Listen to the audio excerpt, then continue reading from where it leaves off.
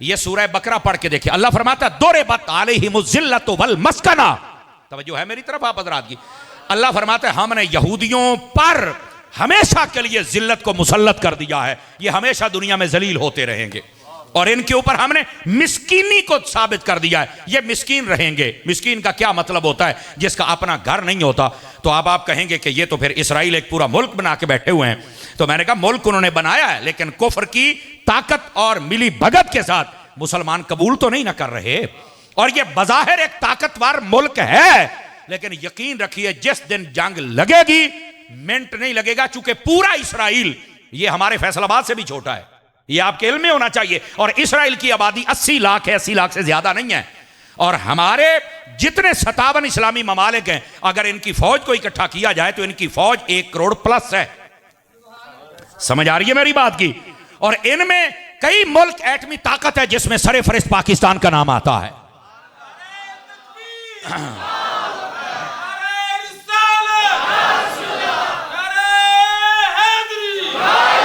बात आपकी खिदमत में यह बता रहा हूं कि इन यहूदियों को वहां से जिला वतन कर दिया गया, लेकिन इसके बावजूद आजकल एक जत्थे की सूरत में इसराइल में बैठकर ये मुसलमानों पर जुल्म सितम कर रहे हैं। चूंकि इनको पता है, कुरान ने कह दिया कि हमारे ऊपर जिल्लत है तो हमने सारी जिंदगी जलील होना है। ये कभी यहूदी इज्जत पा सकता? ये बज़ाहिर जो एक मुल्क बना के बैठा है, चंद मुल्क कहते हैं कि इसराइल मुल्क है, हम नहीं कहते। पाकिस्तानी पासपोर्ट के ऊपर लिखा हुआ है, ये पासपोर्ट पूरी दुनिया के किसी मुल्क के लिए कार आमद है, लेकिन इसराइल के लिए नहीं, चूंकि इसराइल मुल्क ही नहीं है। समझ आ रही है आप हज़रात को? मेरे अजीज, चूंकि ये एक कब्जा किया गया इस जमीन के ऊपर, और इस कब्जे को फिर इन्होंने आहिस्ता आहिस्ता अपने घर में और मुल्क में तब्दील कर लिया। अल्लाह ने कुरान में कहा ये बर्बाद होंगे। लिख लो मेरी बात, इसराइल बर्बाद होगा। लिख लो, आज हो जाए कल हो जाए, होना है। लेकिन अभी तक तो हमारे हुक्मरान ये भंग पी के सोए हुए हैं। पता नहीं ये अंग्रेजों के कुत्ते नहलाने वाले हमारे ऊपर कब से मुसल्लत हो गए, जिनको असल पता ही नहीं है कि हमने करना क्या है।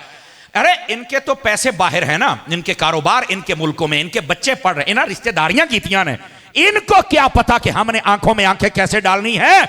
यहां कोई सलाहुद्दीन अयूबी जैसा है, टीपू सुल्तान जैसा है, सुल्तान महमूद गजनवी जैसा है, या कम अज कम बाबा जी खादिम हुसैन रिजवी जैसा है।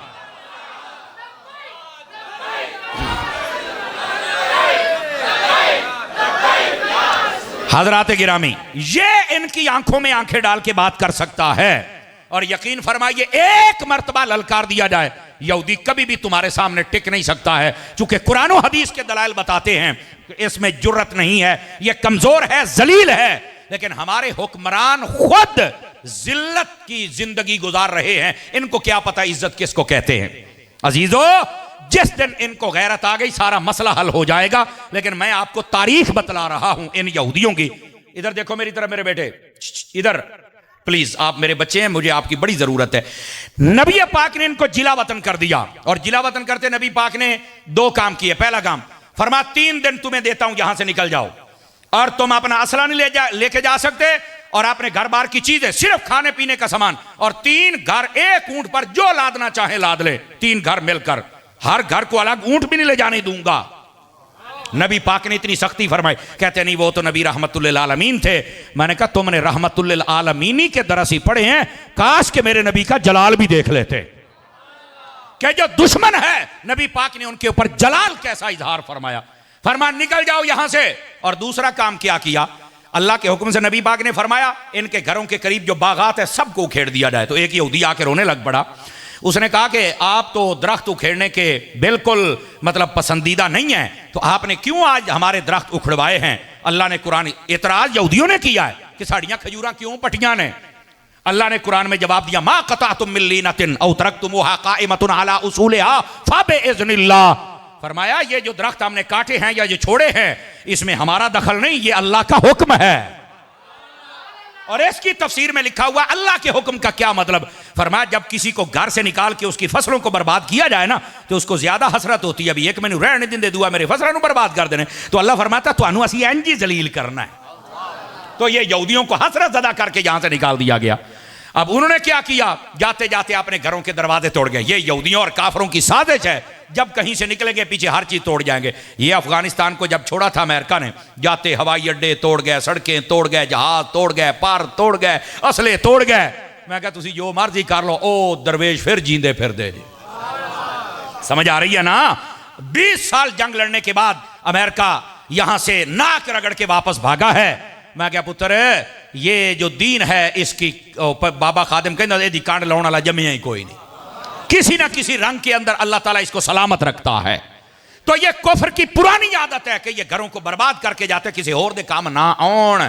तो अल्लाह फरमाता है अगर ये तुहाडी आदत है ना तो तुहानू भी इंजी दलील करांगे। नबी पाक ने इनको निकाल दिया, ये सारे चले गए। ले अब वाले हाशर क्या मतलब? फरमाया मुल्क शाम जितों आए सी हो तो मूसा अलैहि सलाम ने इधर पजाया तो इन्होंने उधर पजाया है। यहूदी होता ही वो है जो धोबी का कुत्ता बन जाता है, ना घर का रहता है ना घाट का रहता है, ना यहां रह सके ना वहां रह सके। ये है यहूदियों की हिस्ट्री। और ये यहूदी मिलकर अब गजा पर हमला कर रहे हैं। और मैं आपको एक और बात भी बतलाऊं, ये थोड़ी नॉलेजेबल बातें, इनको याद रखा करें। ये फलस्तीन और मस्जिद अक्सा, इस पर क्यों आखिर ये चढ़ाई करते हैं, वजह क्या है? 3 वैसे तो 5 मजहब पुराने हैं।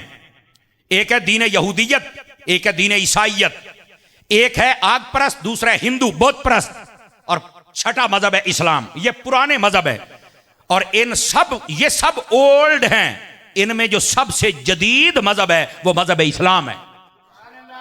ये नुक्ता समझे। आज हमें कहते हैं ओ यार मौलवी 1400 साल पुरानी गाल कर देने। ओ बाबा जेड़ा दीन यहूदियत है ना वो 4000 साल पुराना है, दीन ईसाइयत है ना वो 2200 साल पुराना है। ये बुत परस्ती नूह अलैहिस्सलाम 7500 साल पुरानी है। आग की पूजा इससे भी पुरानी है। तो ये सारे ओल्ड हैं, हम गोल्ड हैं।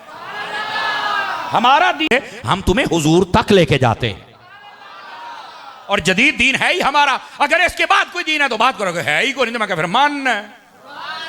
अंडरस्टैंड कर रहे हैं मेरी बात को आप हजरात? अच्छा, अगर आपको ये बात समझ आ गई तो थोड़ा आगे चलिए। ये जो मस्जिद अक्सा है यहूदी कहते हैं कि ये हमारी है। अब मैं आपको तनाज़ा बता रहा हूं कि वजह क्या है। यहूदी कहते हैं हमारी है, क्यों? वो कहते हैं कि हजरत मूसा अलैहिस्सलाम यहां आए थे, यहां रहे थे और यहां से कायनात का आगाज हुआ था, इब्तिदा हुई थी। और हमारे जो नबी मूसा अलैहिस्सलाम थे वो इस जागीर के मालिक है, लिहाजा ये हमारी है। उनका दावा ये है। ईसाई कहते हैं ये हमारी है, क्यों भाई? वो कहते हैं ईसा अलैहिस्सलाम के पैदा होने की जगह बैतुल लहम ये वही मौजूद है और यही वो शहर है जिसका नाम अल कुद्स है और इसी को यरूशलेम कहते हैं और यही है जहां मस्जिद अक्सा है।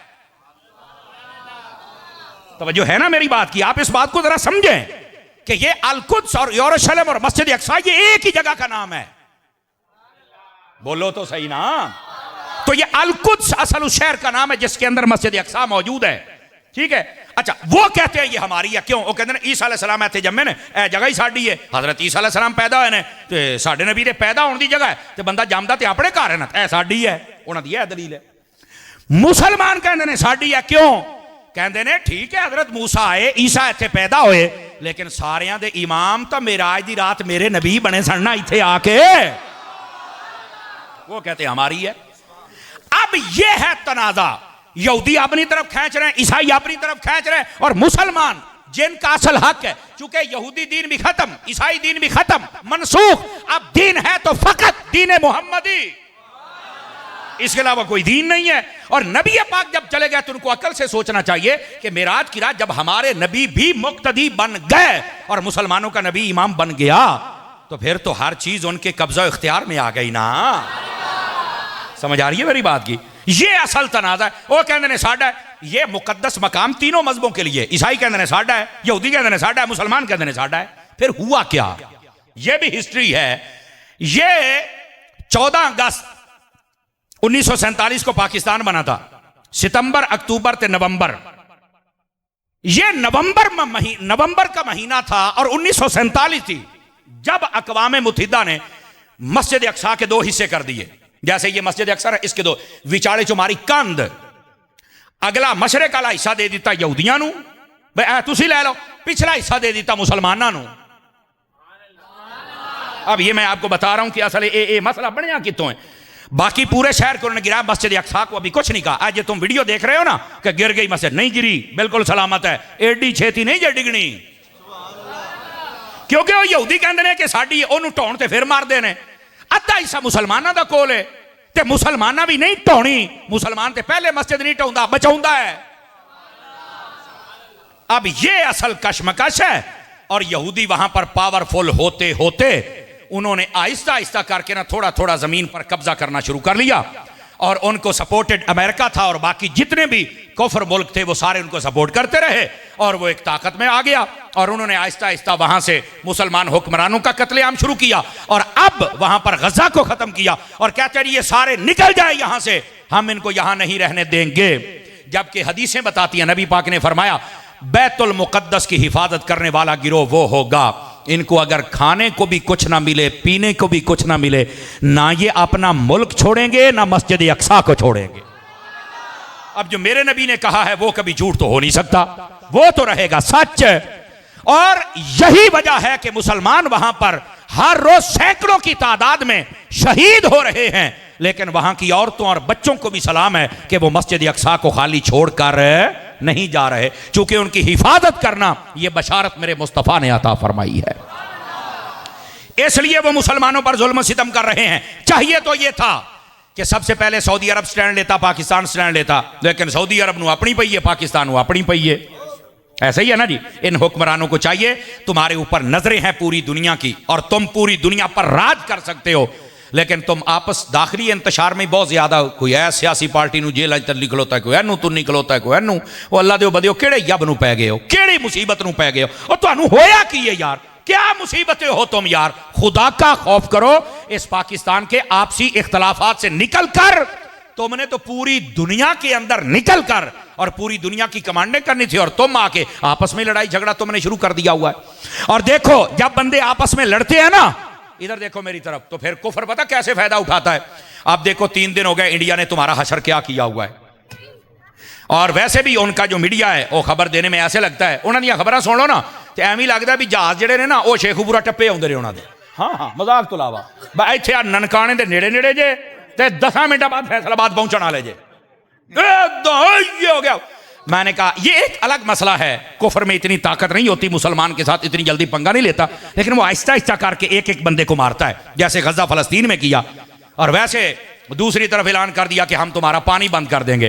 देखे पानी बंद करना तो हमारे आर्मी चीफ ने कहा, इसका मतलब यह है कि ये जंग है और असी तुहानू दसांगे तुसीं पानी किवें बंद कीता है, और उम्मीद ये है कि हमारी फौज, हमारी दुआ और हमारे जज्बात उनके साथ हैं, असी पानी खुलवावांगे। लेकिन मैनू इंडिया की समझ नहीं आती भी पीना तो तुसीं गां दा पिशाब है ते पानी काहदे वास्ते बंद कीता जे।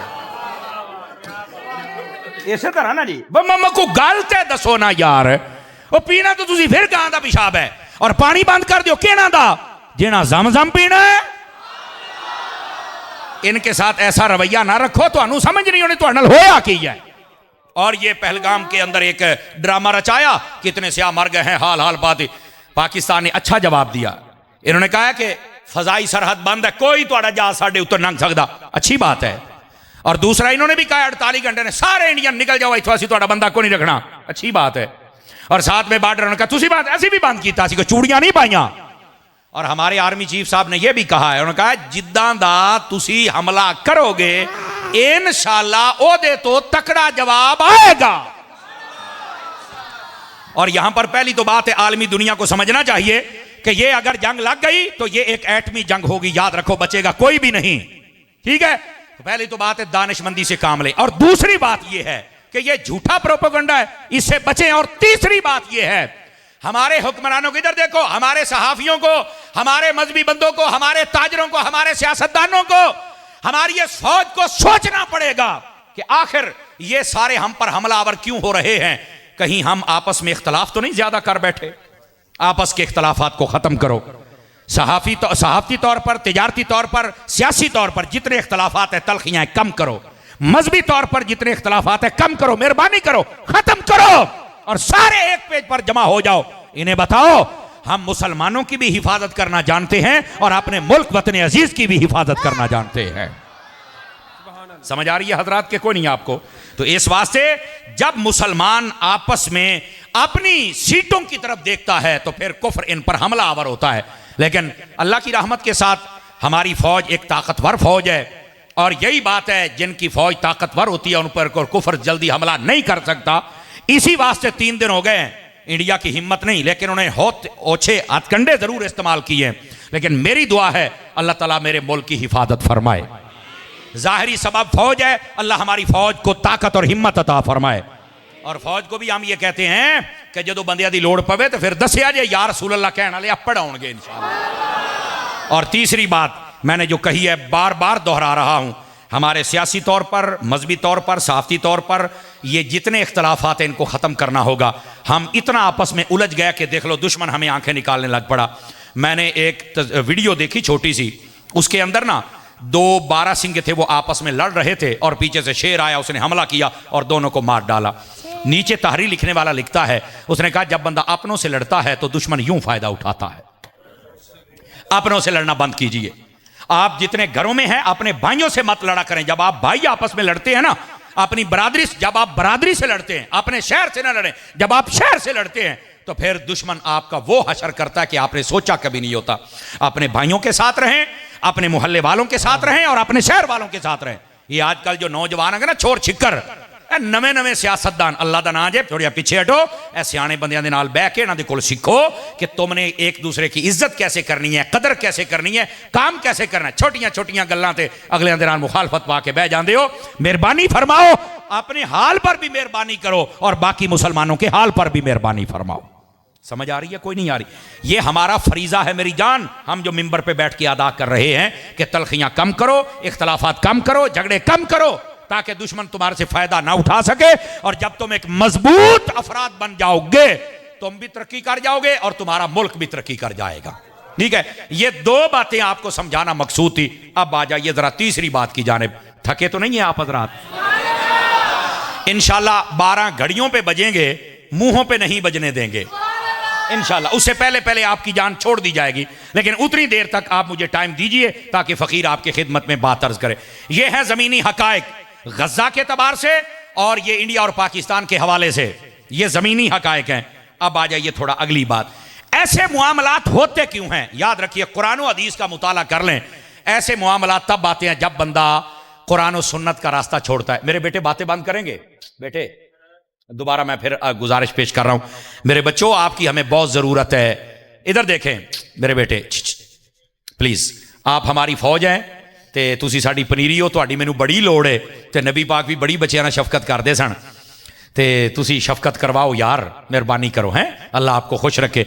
जरा तवज्जो मेरी तरफ रखिए। तीसरी बात यह है, ऐसे मौके तब आते हैं जब बंदा अपनी मन मर्जियां करता है और कुरान और सुन्नत का रास्ता छोड़ देता है। खुदारा हम नीचे से काम शुरू करें, होना तो चाहिए ऊपर से काम शुरू हो, लेकिन ऊपर वाले जो भंग पी के सुते ने तो चलो थल्ले वाले आपा जाग जाने हैं। हमें चाहिए कि हम अपने मुआमलात को अल्लाह रसूल के हुक्म के मुताबिक बजा लाएं। क्या मैं उम्मीद करूं कि ये मामला हो सकता है? अगर हम अपने ताई कोशिश करें तो हमारे बहुत सारे मुआमलात में खराबियां, खुराफात और जितने रस्मों रिवाज है खत्म हो जाएंगे। जब खत्म हो जाएंगे तो हमारे जितने ऊपर आने वाले अजाब मंडला रहे हैं अल्लाह की रहमत के साथ ये वैसे खत्म हो जाएंगे।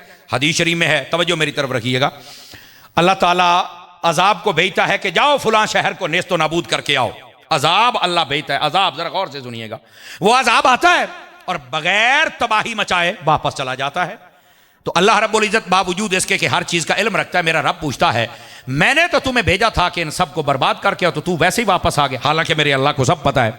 तो वो अजाब कहता है बारी ताला, मैं गया था, मेरा इरादा था कि मैं इन सबको बर्बाद कर दूं, लेकिन मस्जिद में बैठकर एक बंदा तेरा जिक्र कर रहा था, दूसरा तुझे सजदा कर रहा था और तीसरा तुझसे दुआ कर रहा था। ये ऐसे बंदों को जब मैंने देखा है तो मेरा इरादा बदल गया कि इनको अजाब कैसे दूं जो तेरा जिक्र कर रहे हैं, जो तेरी इताअत और फर्मा बरदारी में मसरूफ हैं। यानी एक बंदा अगर मसरूफ हो तो सबसे अजाब टल जाता है, और अगर बाकी सारे भी मसरूफ हो जाएं। अच्छा, एक तरफ यह है, अब दूसरी तरफ सुनिएगा, हदीस शरीफ में है, फरमाया कई पहले यानी कौमें बनी इसराइल और उससे पहले जितनी कौमें आई हैं उनकी बस्तियां जब बर्बाद होने लगी ना, तवज्जो मेरी तरफ इधर देखिए, फरमाया उस वक्त क्या होता था, फरिश्ते जब अजाब देने आते ना तो कई फरिश्ते वापस चले जाते। अल्लाह फरमाता इनको बर्बाद क्यों नहीं? या अल्लाह फुलां बंदा नेक है। फरमाया नहीं, उसका घर पहले बर्बाद करो। कहा क्यों? फरमाया वो इतनी बुराइयां देखकर भी खामोश बैठा हुआ है। मेरे भाई, अगर अल्लाह की रहमत एक जिक्र वाले से अजाब को दूर करके तुम्हें बचा सकती है, और अगर कोई बुराइयों पर ना बोले और बुराइयों को अच्छा समझने लग जाए, चुप हो जाए और ये कह जेड़ा जिथे लगा ही रवे, उस वक्त अल्लाह का अजाब आता है और सबसे पहले नेकों को बर्बाद करता है, बाकियों की तबाही बाद में होती है। अल्लाह के बंदो, अपने अंदर ये जुर्रत पैदा करो कि अच्छाई को अच्छाई कहो, बुराई को बुराई कहो। कभी तो ऐसा काम आ जाए कि नबी पाक की एक हदीस पे अमल हो जाए। मेरे आका करीम ने फरमाया सल्लल्लाहु अलैहि वसल्लम, आप फरमाते हैं जब कोई बुरा काम देखो तो सबसे पहले फरमाया अपनी जबान से रोको। जबान से नहीं रोकते, हाथ से रोको। हाथ से नहीं रोक सकते, दिल से तो बुरा जानो ना। आज जमाना वो है, दिल से बुरा जानने वाला काम भी आहिस्ता आहिस्ता जा रहा है। और याद रखो, जिस दिन ये खत्म हो गया फिर अजाब का इंतजार करना। मेरे नबी ने फरमाया जब फितने बढ़ जाएंगे उस वक्त होगा क्या? तवज्जो मेरी तरफ, एक एक बात सुनने वाली है। मेरे आका करीम ने फरमाया जब फितने बढ़ जाएंगे पहली निशानी ये होगी कि लोग दीन को छोड़ जाएंगे। दूसरी निशानी, लोग जाहिल को अपना पेशवा बनाएंगे, आलिम को अपना दुश्मन समझेंगे। आज वही सूरत हाल है। मिर्जा जैसा जाहिल जिसको कमरे में बांधा हुआ है उसको तो अपना पेशवा माना जा रहा है, और जो उलमा मैदान अमल में हैं उनको कहा जाता है मौलवी ने सारे जना कीता है। नहीं, मौलवी ही है जो तेरा ईमान बचा रहा है, मौलवी ही है जिसने मस्जिदें आबाद की हैं, मौलवी ही है जो 5 वक्त की अजान देता है। बल्कि मुस्लिम शरीफ की हदीस है, नबी करीम अलैहि सलाम ने इरशाद फरमाया ला तसुब्बुद्दीक फइन्नहु यूक़िदुल सलात। फरमाया कभी मुर्ग कुक्कड़ हुंदा ना, कुक्कड़ तहज्जुद टाइम कभी बांग देवे ना तो फरमाया इसकी आवाज को बुरा ना समझना, इसको गाली ना देना। क्यों? फरमाया ये तुम्हें नमाज के लिए जगाता है। इसकी शरह के अंदर उलमा लिखते हैं लोगों ये तुम्हारे लिए सबक है। अगर कोई बंदा मुर्ग अजान दे तो उसको बुरा नहीं कह सकता, तो जो आलिम 5 वक्त अजान देता है उनको बुरा कैसे कह सकते हो? इन उलमा की इज्जत को समझो, वकार को समझो। लेकिन नबी पाक ने फरमाया ये पंखा बांधी रहे तो ठीक है, आप बस तकरीर सुने इंशाल्लाह खैर हो जाएगी। इधर देखिए ना, पसीना पसीना आएगा तो मेरी तबीयत खुलेगी ना। तवज्जो मेरी तरफ रखिए, जरा सीधा होके, अगर नाराज ना हूं तो, थके हुए भी ना हूं तो सीधे होके बैठिए। और इतने सुभान अल्लाह के मुझे पता लगे कि बंदे जाग रहे हैं। वैसे ना भी कहें तो तकरीर हो जाएगी। ये थोड़ी सुभान अल्लाह ना, सानू तकरीर नहीं आउंदी, सानू वैसे ही आउंदी हुंदी है। लेकिन ये एक रब्त होता है गुफ्तगू का, वो जुड़ा रहता है। इधर देखे, मेरे नबी पाक सल्लल्लाहु अलैहि वसल्लम ने फरमाया फितने जब उरूज पे होंगे, निशानियां, तवज्जो है, नबी पाक ने फरमाया जाहिल को अपना पेशवा बनाया जाएगा और आलिम को पीछे किया जाएगा। कमीने बंदे को इज्जत दी जाएगी और इज्जत वाले को जलील समझा जाएगा। नबी पाक ने फरमाया शराब आम होगी और रोकने वाले को बुरा समझा जाएगा। फरमाया सड़क किनारे पर औरतें बदकारी करेंगी और रोकने वाला कोई नहीं होगा। आज सारी सड़क किनारे खड़ी हैं, जहां से बिठाओ गाड़ी में लेके चले जाओ, यही बदकारी और किसको कहते हैं? मेरे नबी ने फरमाया अपनी बीवी को मां पर तरजीह दी जाएगी और बीवी की इज्जत को आगे बढ़ाया जाएगा, मां को पीछे फेंका जाएगा। फरमाया दोस्तों की इज्जत की जाएगी, अपने बाप की इज्जत नहीं की जाएगी। ये मेरे नबी निशानियां बतला रहे हैं। फरमाया खयानत आम होगी, झूठ आम होगा, धोखा आम होगा। और फरमाया उस वक्त एक और मसला, नाच गाने वालियां भी आम होंगी, जहां चाहो तुम नाच गाना उनका देख सकते हो। आज ये हालात तुम्हारे सामने है और हमारे कई लोगों ने माहौल ऐसा बना दिया, महफिल करनी हो तो इजाजत लेनी पड़ती है सिक्योरिटी की, और अगर कंजर नचवाने हो तो कोई इजाजत नहीं है, सारे कंजर खड़े होकर देखने शुरू कर देते हैं। मादरत के साथ कोई जुमला सख्त हो तो मुझे माफ कर देना, और ये सख्ती अगर हम करते हैं तो हमें भी डॉक्टर समझा जाए कि जो ऑपरेशन करते वक्त छुरी चलाता है तो तुम्हें तकलीफ नहीं होती भी, साढ़े फायदे वास्ते करता पे है, तो सानू भी मजहबी डॉक्टर समझ लो, खैर है। हूं चुप हो गए जे जनाब, हैं असी भी अगर ऑपरेशन करते पे तो निक्का मोटा सानू भी काट ला लेने दे मेरा पुत, टेंशन ना ले। तो ये नबी पाक सल्लल्लाहु अलैहि वसल्लम ने इस बात को वादे फरमाया। सवाल ये है, इधर देखें मेरी तरफ, शीशा मैंने आपके सामने कर दिया, हर बंदा खड़ा होकर अपना चेहरा देख रहे हैं, इसके अंदर कैसा नजर आता है? हर बंदे को अपना चेहरा देखना चाहिए, और अगर ये गंदी तस्वीर उस चेहरे में नजर आए तो फिर शीशे को ना तोड़ो, और मैंने शीशा दिखाया मुझे बुरा ना कहो, बल्कि अपना चेहरा धो के आओ। समझ आ रही है ना हजरात? हम सबको अपनी इस्लाह करनी होगी। ये फितनों का दौर है और इसके अंदर वही काम हो रहा है जो आप देख रहे हैं और जो मेरे नबी ने फरमाया था। जबकि हकीकत क्या है? रहमत आलम सल्लल्लाहु अलैहि वसल्लम, आपके अगर दीन को देखा जाए उसमें तो खैर है, रहमत है, शफकत है। नबी पाक सल्लल्लाहु अलैहि वसल्लम तो यहां तक फरमाते हैं कि जो किसी रास्ते पर चल रहा हो और देखे कि रास्ते के ऊपर कोई अटकल वाली चीज है, रोड़ा है, वट्टा है, कंडा है, फरमा उसको अगर कोई हटा दे तो अल्लाह उस बंदे के लिए जन्नत का रास्ता आसान फरमा देता है। हमारे दीन में तो इतनी खैर है, लेकिन आज वो कहां गई खैर? हमारे दीन के अंदर इतनी खैर है, नबी पाक सल्लल्लाहु अलैहि वसल्लम आपने फरमाया, गौर से सुनिएगा, बनी इसराइल की एक बदकारा औरत थी, फरमाया अपने गंदे मकसद पे जा रही थी, बुखारी शरीफ में रिवायत है, कुत्ता एक प्यास से मर रहा था, उसने अपना जूता अपने दुपट्टे से बांधा और कुएं में लटकाया और उसके अंदर पानी निकाल के कुत्ते दे मुंह च पाया, उसकी जान बच गई। अल्लाह ने उस वक्त के नबी अलैहिस्सलाम से कहा, इस औरत को कह हमें तेरी अदा ये पसंद आ गई, हमने तेरे गुनाह माफ कर दिए हैं, अच्छे अमल कर, हमने तुम्हें जन्नती बना दिया। हमारे दीन में जान बचाने पर इतना बड़ा अजर है, तो जहां बदकार औरत कुत्ते की जान बचाए उसका ये हाल है, तो जहां एक मुसलमान की जान बचाए। बात समझ आ रही है हजरात के? कोई नहीं आ रही? हम कहां चले गए? हमने अपने रास्ते बदल लिए और फिर हम कहते हैं गजा के मुसलमानों पर हमले हो गए, फिर हम कहते हैं इंडिया सानू अखा कट है। हम अपने करतूतों पर भी तो गौर करें ना मेरे भाई। हमारे जो पहली उम्मतें, आपको पता है उनके ऊपर अजाब क्यों आए थे? कुरान मजीद कहता है सबसे ज्यादा वजूहात दो बयान की है, नाप तोल में कमी करते थे, नबियों की नाफरमानी करते थे। बताइए ये कौम नाप तोल में कमी कर रही है कि नहीं कर रही? बताओ मुझे जरा। लेकिन शुक्र करो अभी पत्थर नहीं बरसे, शुक्र करो अभी चेहरे नहीं बिगड़े।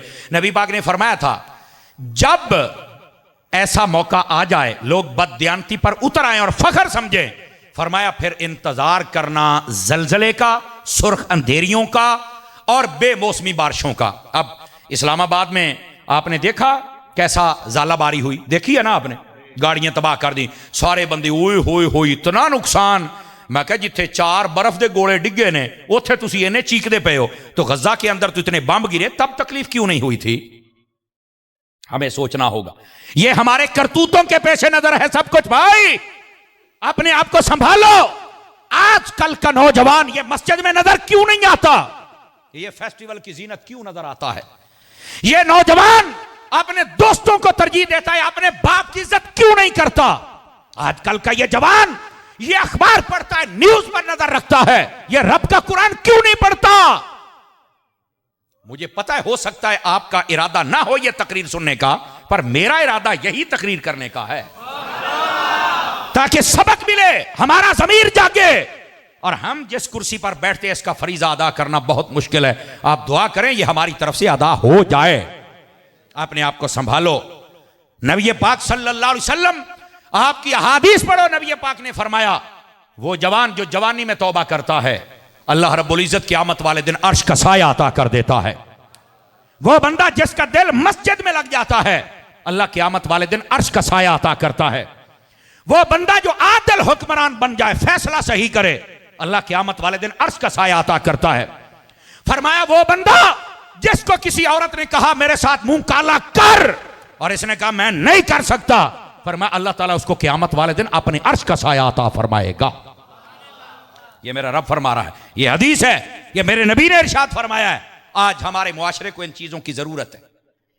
नबी पाक अलैहिस्सलाम ने फरमाया, बुखारी शरीफ में हदीस है, गौर से सुनिएगा, मुसीबतें टालनी है ना तो अपने किरदार को बदलना पड़ेगा। बुखारी शरीफ में हदीस है, रहमत आलम अलैहिस्सलाम फरमाते हैं बनी इसराइल के 3 बंदे जा रहे थे और पहाड़ी सफर था, अंधेरी आ गई, बारिश आ गई, शदीद तूफान चला। वो एक गार में बैठे, ऊपर से पत्थर गिरा और गार का दरवाजा बंद हो गया। ये हदीस है, ये गप नहीं है। वैसे ये 5वीं की किताब में भी ये मजमून था किसी वक्त, पता नहीं अब है या नहीं है। तो ये हदीस है बुखारी शरीफ की, जरा गौर से सुनिए सारे मेरे दोस्त, मेरे अहबाब। फरमाया कि उन्होंने बड़ा धक्का लगाया लेकिन वो बिल्कुल कामयाब ना हुए और वो रास्ता ना खुलवा सके, ना खोल सके। अब तीनों सोच विचार में पड़ गए कि रास्ता एक ही और वो मौत है, इसके अलावा कोई रास्ता नहीं। एक के दिल में ये ख्याल आ गया कि यार आज हमें ना किसी नेकी का वसीला देना चाहिए, हो सकता है अल्लाह ये मुसीबत टाल दे। बुखारी शरीफ है, जरा गौर से सुनिए। एक ने कहा ठीक है मैं अपनी नेकी का वसीला देता हूं। उसको अपनी जिंदगी की ये नेकी याद थी। सुनिए क्या वो कहता है, बारी ताला तेरे तो इल्म पाक में है कि मेरे माँ बाप भी थे और मेरे छोटे बच्चे भी थे और मैं बकरियां चराता। जब मैं वापस आता था तो मैंने कभी अपने बच्चों को दूध पहले नहीं पिलाया था, मैं पहले अपने माँ बाप को पिलाता था। मेरे अल्लाह ये सिर्फ तेरे नबी की तालीम की वजह से तेरी रजा के लिए मैं करता था। और उसने कहा, ये बुखारी में, बारी ताला वो रात तो मैं तो भूल सकता हूं पर तू कैसे भूले, तू तो रब है। कि जब मैं आया और मेरे माँ बाप सो गए, मेरे बच्चे बिलक रहे थे, मैंने दूध उनको नहीं पिलाया, पहले अपने माँ बाप को पेश किया, बाद में बच्चों को। बारी ताला अगर ये माँ बाप के साथ हुस्ने सलूक तेरी रजा के लिए था और तूने कबूल किया है तो आज ये मेरी मुसीबत तो टाल। फरमाया ये कहने की देर थी, पत्थर को झटका लगा और बाहर से रोशनी की लकीर आना शुरू हो गई। उनको समझ आ गई कि नेकी कबूल हो गई, ये वसीला। दूसरे से कहा तू अपनी नेकी याद कर। मेरे सारे दोस्त गौर फरमाए, छोटे बड़े। दूसरे ने कहा बारी ताला तेरे तो मुबारक इल्म है कि मेरे पास एक मजदूर मजदूरी किया करता था और हफ्ते के उसके सिर्फ 2 किलो चावल बनते थे। कितने किलो भाईजान? 2 किलो। और बारी ताला तेरे तो मुबारक इल्म है कि एक मर्तबा मैंने जब उसको 2 किलो चावल दिए तो उसने मुझे कहा कि मेरी अमानत है तेरे पास, मुझे कोई जरूरी काम है, मैं जा रहा हूं, जब भी वापस आया मैं ले लूंगा, मेरी अमानत को संभाल के रखना, मैं बड़ा गरीब हूं। बारी ताला फिर तेरे इल्म में है ना कि वो एक अरसे तक नहीं आया, मैंने वो चावल जब खराब होने लगे तो जमीन में डाल दिए, उसकी पनीरी बन गई, फिर मैंने उसको मजीद काश्त किया तो वो पहले 2 किलो थे, फिर 2 बोरे बन गए, फिर वो बंदा नहीं आया तो मैंने उनको बेचकर एक गाय खरीद ली, फिर वो गाय ने बच्चे देने शुरू कर दिए, फिर वो बंदा नहीं आया, 2 4 10 15 20 गाय हो गई, तो फिर मैंने एक गुलाम खरीदा जो उन गायों को चराया करता था। बारी ताला इतने यानी 30-40 साल के बाद वो बंदा आया और आके कहता है ऐ अल्लाह के बंदे मेरे 2 किलो चावल दे दे। तो बारी ताला तुझे तो पता है मैंने 2 किलो चावल नहीं दिए थे, मैंने कहा था ये गायें भी तेरी हैं, ये बुखारी शरीफ है, ये सारी गाय भी तेरी हैं, ये गुलाम भी तेरा है। और उसने रो के मुझे कहा था यार गरीबों का लोग पहले बड़ा मजाक उड़ाते हैं, मेरा मजाक ना उड़ा यार, मैं पहले पता नहीं कितना सताया गया हूं और इतना अरसा पता नहीं कैसे, मेरे 2 किलो चावल दे दे, जो मेरा गुजारा होगा मैं कर लूंगा, पर मजाक ना उड़ा, मैं बड़ा गरीब हूं यार। लोग तो पहले गरीबों को बड़ा सताते हैं। तो मैंने मुस्कुरा के उसे सीने लगाया और उसे कहा था ए अल्लाह के बंदे ये गाय भी तेरी है, ये गुलाम भी तेरा, ये सारा रेवड़ तेरा है। बारी ताला वो रोता भी था और खुशी से मुझे दुआएं भी देता था और जा रहा था, ए अल्लाह अगर ये नेकी तेरी रजा के लिए थी तो आज मेरी मुसीबत तो टाल। उसने जब ये वसीला दिया तो कहा कि फिर पत्थर को एक झटका लगा और मजीद रोशनी आई, लेकिन बंदा बाहर नहीं जा सकता था। फिर तीसरे बंदे को कहा तू भी नेकी याद कर, तो वो रोने लग पड़ा। उन्होंने कहा क्यों रोता है? कहता यार है राज की बात पर आज मुझे करनी पड़ेगी। और क्या बात है? वो कहने लगा मेरे बारी ताला तू तो जानता है कि मैं अपने चचा की बेटी पर फिदा हो गया था, मेरे अल्लाह हमने आपस में राब्ता शुरू किया और एक मकाम तय किया कि जहां पर हम बदकारी करें, अय अल्लाह हम वहां पहुंचे और वहां पर करीब था कि हम ये कालक अपने मुंह पे मल लेते, लेकिन उस औरत के मुंह से निकला कि हमें रब से डरना चाहिए। बारी ताला फिर तुझे पता है ना कि मेरे जिस्म पर कपकपी तारी हो गई, ना मैंने कुछ किया ना उसने, हम तौबा करते भाग निकले। बारी ताला अगर ये नेकी तेरे डर से थी, तेरी रजा के लिए थी, तो आज ये मुसीबत तो टाल। कहा ये कहने की देर थी, पत्थर को झटका लगा और सारे रास्ते खुल गए। अजीजो अपने किरदार को बदलना पड़ेगा। और उलमा ने लिखा है जो चाहता है मेरी रुकावटें हट जाएं, उस बंदे को चाहिए कम से कम ये 3 नेकियां करे, मां बाप की इज्जत करे, हर रुकावट दूर हो जाएगी। फरमाया दूसरी गरीबों का हक न खाए, हर रुकावट दूर हो जाएगी। और तीसरी कभी बदकारी ना करे, अल्लाह सारी रुकावटें दूर फरमा देगा। फरमाया सिर्फ दुनिया नहीं कब्र के अजाब को भी दूर कर देगा, हशर की रुसवाई को भी अल्लाह दूर फरमा देगा।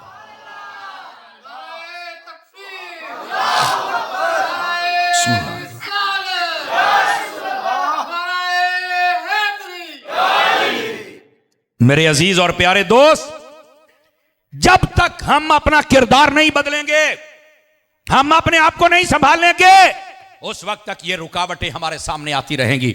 तो अपने किरदार को बदल के दे, खुदा की कसम ये सारी रुकावटें दूर हो जाएंगी और अल्लाह ताला दुनिया भी बेहतर फरमा देगा और आखिरत भी बेहतर फरमा देगा। मैं गुफ्तगू को समेटने की तरफ आ रहा हूं, सिर्फ 2-4 मिनट और हैं, मैं फिर आपसे इजाजत चाहूंगा, क्योंकि मैंने वादा किया था 12 बजे से पहले पहले फकीर आपकी जान छोड़ेगा। वैसे भी लगभग घंटा हो गया है गुफ्तगू को, लेकिन इस बात को हम समझने की कोशिश करें। इतनी बड़ी तादाद में हम लोग बैठे हैं और हम सुस्तियां करते हैं कुरान पढ़ने में, नमाज पढ़ने में, और हमारे मुआमलात के अंदर कितनी सुस्तियां हैं। और लोगों ने ना अपना अपना एक दीन बनाया हुआ है जो दुकान बना के बैठे कहते हैं इसकी हलाल कमाना भी तो इबादत है, तो भाई नमाज पढ़ना इबादत नहीं है। और जो नमाज पढ़ता है उसको कमाने की फिक्र नहीं हो, कहता भाई नमाजा पढ़ो, अपनी कबर सीधी करो, त्या जड़े बाकी 6 जब मैं नहीं है उनके सीधा करना है। आप तवज्जो नहीं फरमा रहे मेरी बात पर। हर बंदा अपने ज़हन के मुताबिक ज़हन बना के, और खुद मुफ्ती ना बनो, दीन को समझो मेरी जान। नबी पाक सल्लल्लाहु अलैहि वसल्लम आपकी सुन्नत के मुताबिक जब दीन पर कोई अमल करता है अल्लाह ताला इतना अजर देता बंदा सोच भी नहीं सकता। मेरे आका करीम अलैहिस्सलाम ने फरमाया, तवज्जो हो तो सुना दूं हदीस आपको अगर जाग रहे हैं तो।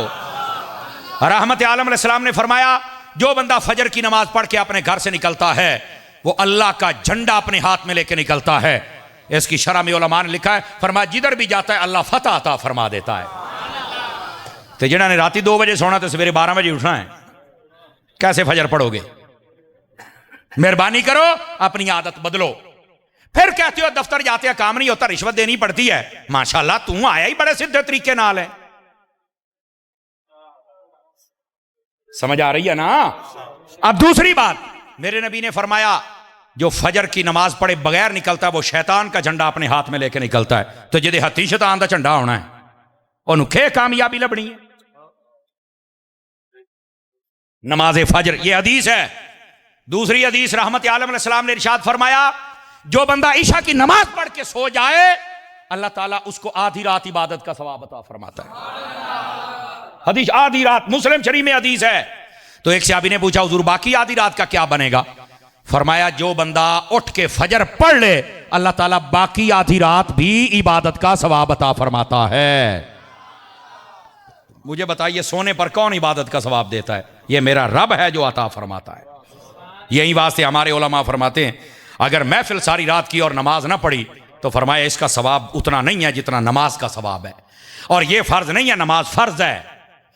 क्या नमाज ही सारे चले गए ने अखिया हो तो मैं क्या हूं बेनमाजियां ना महफिल शुरू करनी है? सवालिया निशान तो है ना। मेहरबानी करें ईशा की नमाज आप पढ़ें और ईशा की नमाज के फौरन बाद तिलावत और एक नात हो जाए और एक तकरीर हो जाए, अल्लाह अल्लाह खैर सलाह, 10 बजे सलाम पढ़ दें, सारे काम पर जाएं, दुकान पर जाएं, नमाज भी पढ़े, खैर भी हो जाए, बरकत भी हो जाए। समझ आ रही है हजरत? मशवरा है, अमल तो जेड़ा तुसी करना सानू डाढ़ा पता है, लेकिन कम अज कम मशवरा देने में हराई तो नहीं ना मेरी जान। तो अपने आप को थोड़ा संभालिए मेरे अजीज। ये है नबी पाक सल्लल्लाहु अलैहि वसल्लम की सुन्नत और ये है तरीक। और मैं आपको एक और बड़ी पते की बात बताऊं, सारे भाईजान तवज्जो करें तो सुनाऊं। ये मुहद्दिस अलीपुरी पीर सैयद जमात अली शाह साहब रहमतुल्लाह अलैह, आपके मलफूजात में ये बात मौजूद है, पढ़ सकते हैं आप। आपसे पूछा गया कि अल्लाह ने हलाल में बरकत रखी है या हराम में? तो फरमाया हलाल में, हराम में बरकत नहीं है। कहा कैसे?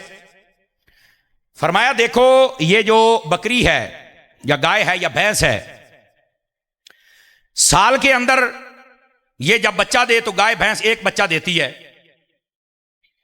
और अगर वो उम्मीद से हो तो ना हो तो कहने देना है। समझ आ रही ना? बकरी होती है तो एक बच्चा हाथ दो, हूं जिन्नी मंगाई हूं 2 वाली बकरी है ही कोई नहीं, शायद कोई होवे, वरना पहले बकरियां 4-4 बच्चे भी देती थी। बैठे हो, ये बात भी समझे आप हजरात। अच्छा, इसके बावजूद कि इनके पैदा होने की रेशो कम है, कुर्बानी पे ये हलाल होते हैं, शादी ब्याह थे, होटलां थे, ऐसे ही है ना, लेकिन इसके बावजूद इनके रेवड़ नजर आते हैं। इसके मुकाबले आप बिल्ली देख लें, कुत्ती देख लें, उसके बच्चे ज्यादा होते हैं, 6-6, 8-8, 10-10 गलूरे, तो 6 महीने बाद उन्हें सूना है, लेकिन इसके बावजूद आपको रेवड़ नहीं नजर आते। हालांकि है ये भयानक बात, घिन वाली बात है, लेकिन समझाने के लिए कहना पड़ रही है मुझे।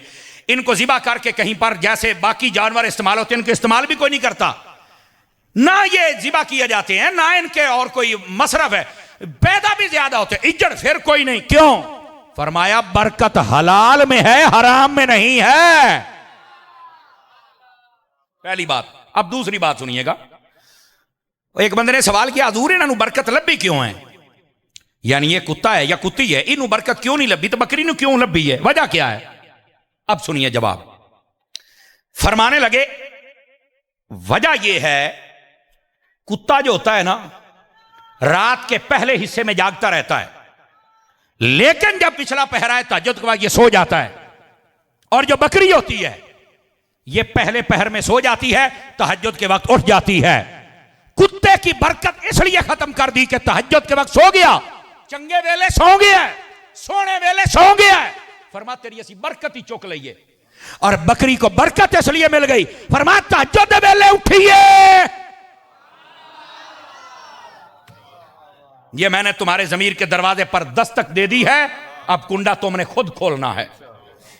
अगर बकरी जाग जाए तहज्जुद के वक्त, हालांकि ना उन्हें मसीती होना है ना उन्हें नमाज पढ़नी है तो ना, लेकिन तहज्जुद का टाइम बरकत है, उसमें जागने से ही अल्लाह ने उसको बरकत दे दी है। अल्लाह के बंदे तू और मैं क्यों नहीं जागते हैं? हम रात के पहले पहर में जागते हैं, पिछले में क्यों सो जाते हैं? क्यों हमारी हरकत बकरी वाली नहीं है और क्यों कुत्ते वाली हरकत पे हम चले हुए हैं? जुमला सख्त है, बर्दाश्त कीजिएगा। क्या हुआ क्या है मुसलमान? मेरे भाई आज कहते हैं बरकत चली गई, वो सारी रात तो ठेले पे बैठा रहना है, तहज्जुद टाइम होता तो चुप करके सौ जाना है, ना अज़ान फजर, ना नमाज फजर, ना तिलावत कलाम। मुझे पता है ये बात सुनने के बाद सुभान अल्लाह बहुत मुश्किल होती है, लम्हा फिक्रिया है और अच्छी बात है, आपने सुना है और मुझे उम्मीद है अमल भी करेंगे। टाइम से सोएं और तहज्जुद के वक्त टाइम से उठने की आदत। और आपको पता है ये डॉक्टर हज़रात कहते हैं सवेरे उठ के जरा सैर करया करो, कहते हैं ना जी, ये सवेरे ही सैर क्यों, रात ही क्यों नहीं? कभी सोचा है?